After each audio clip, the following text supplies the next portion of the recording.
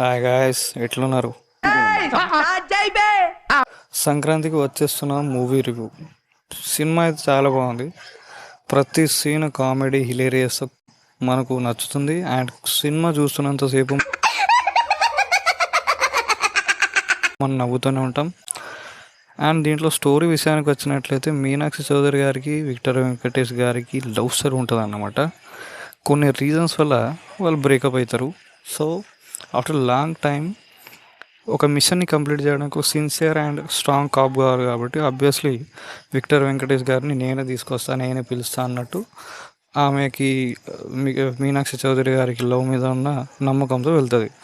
So ఆమెకి తెలియని విషయం ఏంటంటే విక్టర్ వెంకటేష్ గారికి ఆల్రెడీ ఒక పెళ్ళి అయిపోయి ఉంటుంది ఐశ్వర్య రాజేశన్ గారితో. 3 పిల్లలు కూడా పుడతారు.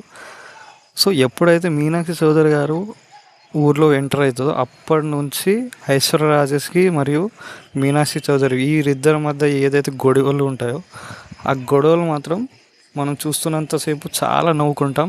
అండ్ సినిమాలో మెయిన్ థింగ్ ఏంటంటే ఆ సినిమాలో ఒక బుడ్డోడు ఉంటాడు, చిన్నపిల్లడు. వాడు స్క్రీన్ మీద వచ్చినంతసేపు మనం నవ్వుకుంటూనే ఉంటాం, అంత బాగా చేశాడు. దాంట్లో ఒక డైలాగ్ కూడా నాకు బాగా నచ్చింది.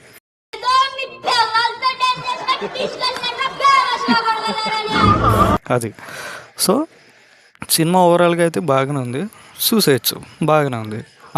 అనిల్ రావుపూడి డైరెక్షన్ కాబట్టి ఆయన సినిమాలన్నీ కామెడీ జోన్లోనే ఉంటాయి.